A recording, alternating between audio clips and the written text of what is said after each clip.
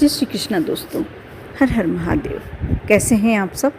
स्वस्थ और सुरक्षित होंगे।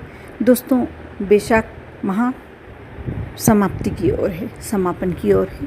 उस बैशाख माह जैसे महीने का बहुत ज़्यादा महत्व होता है, कार्तिक माह का बहुत ज़्यादा महत्व होता है और सावन माह का बहुत ज़्यादा महत्व होता है, उसी प्रकार बैशाख माह का भी बहुत ज़्यादा।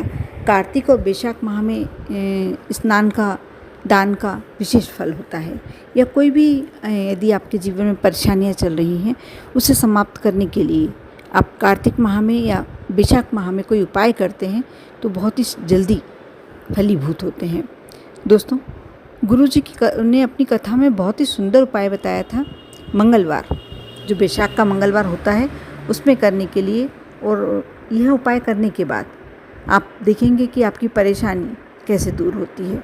आपकी कोई मनोकामना है, विशेष मनोकामना है जो बहुत लंबे समय से अटकी हुई है, तो आप यह उपाय मैं पहले बता चुकी हूँ अपने वीडियो में, लेकिन मैं फिर से इसलिए बताने जा रही हूँ कि ये उपाय यदि आप कष्ट में हैं तो भी कर सकते हैं। जिस बच्चे का विवाह नहीं संपन्न हो पा रहा है वह भी कर सकते हैं। और दूसरी बात, यदि कोई एग्ज़ाम में, विशेष परीक्षा में बैठना है, इंटरव्यू के लिए जा रहे हैं, तो आप यह कार्य करके भगवान के सामने विनती करके, हनुमान जी के सामने विनती करके यदि आप घर से निकलते हैं तो आपका ये कार्य पूरा होता है। या आप जैसे बाद में भी एग्ज़ाम है तो आप जो मंगलवार, बैशाख का अंतिम मंगलवार पड़ रहा है, इसमें आप ये कार्य करके अपनी मनोकामना बोल के रखें। आप देखना कि आपका वह कार्य अवश्य सिद्ध होगा। आपको करना ये है कि जो मंगलवार, अंतिम मंगलवार 21 मई को पड़ रहा है बैशाख माह का, आप उसको में पीपल के पत्ते, आप सभी जानते हैं कि पीपल के पत्ते हमेशा हनुमान जी के मंदिर के पास पीपल का वृक्ष अवश्य होता है। आप 11 पीपल के पत्ते ले लें। पीपल के पत्ते कहीं से टूटे फूटे या कटे फिटे नहीं होने चाहिए। घर लाके उसे साफ स्वच्छ जल से धो लें। उसके बाद उसे साफ पानी से धोकर और पोंछ लें, सुखा लें।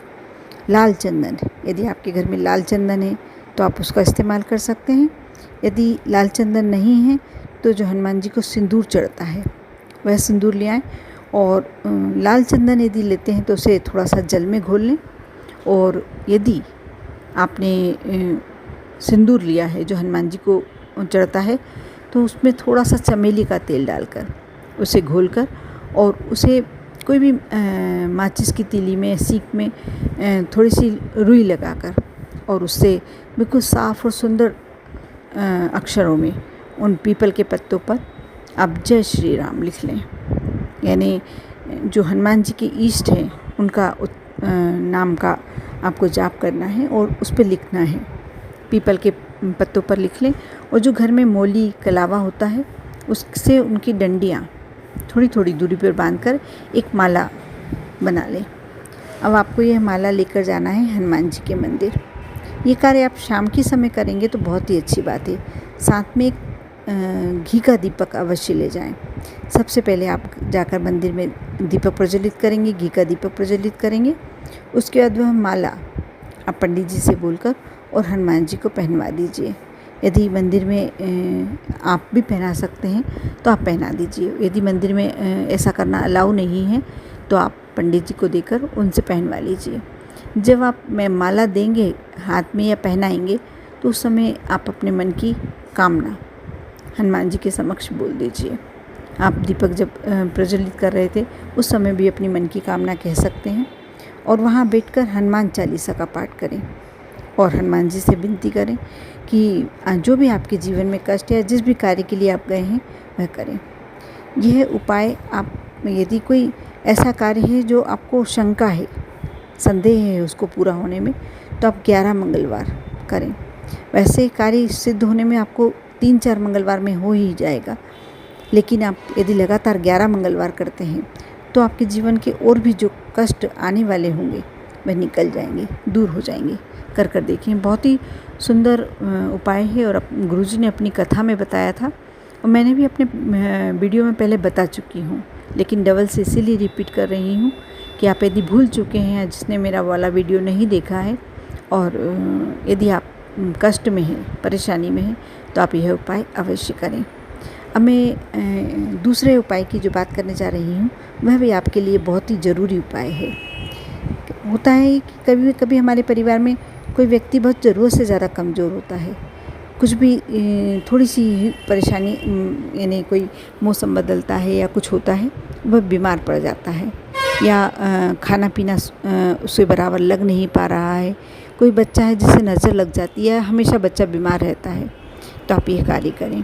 आपको करना है कि आप एक दीपक लेकर, गाय के घी का दीपक लेकर, या चमेली के तेल का दीपक भी ले आ सकते हैं। आप हनुमान जी के मंदिर में जाएं और हनुमान जी के समक्ष उस दीपक को प्रज्वलित कर कर और विनती करें। वहाँ हनुमान चालीसा का पाठ भी कर सकते हैं। उसके बाद हनुमान जी के एक भाई हैं गतिमान, उस नाम का स्मरण करते हुए जो हनुमान जी का दायां पैर में से आपको नहीं लेना है, बायां पैर, उल्टा पैर जो होता है, उसमें से थोड़ा सा सिंदूर ले लें और सिंदूर निकाल कर आप एक कागज़ रख के ले जाएं अपने साथ और सिंदूर उसमें रख के ले आएँ। आपको घर आना है। घर आए आप उस सिंदूर को जिस कागज़ में रखा हुआ है उसी पर रखकर एक दीपक फिर से लगाएं आप अपने घर में, थोड़ा सा शुद्ध घी डालकर, ज़रा सा ही, मतलब बाती में बस लग जाए घी इतना।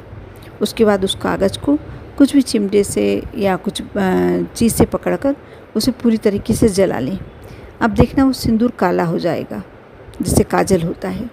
अब आप उसको कुरच कर एक डिब्बे में निकाल लें, एक छोटी सी कटोरी में निकाल लें, चम्मच में निकाल लें, उसमें थोड़ा सा घी मिला लें।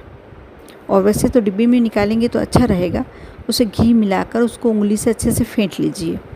वह एक लिक्विड काजल समान हो जाएगा। लिक्विड नहीं बनाना है, एक पेस्ट टाइप का बनाना है।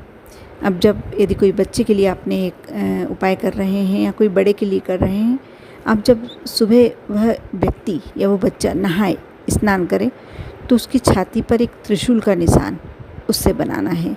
जो काजल आपके पास है, आपने काजल बनाया है, उसका त्रिशूल का निशान, और जिस समय वह बीमार रहे उस समय लगाएं। अब देखना कि वह बच्चा या व्यक्ति जो भी है आपके घर में, जो भी परेशानी में है, बीमारी में है, वह धीरे धीरे स्वस्थ नज़र आने लगेगा। और जब भी आपको लगता है कि बच्चे को नज़र लग गई है, तो आप ये कार्य अवश्य करें, कर देखिए। विश्वास के साथ करेंगे तो बहुत ही जल्दी पली आपको इसका असर दिखाई देगा। ओम नमः शिवाय।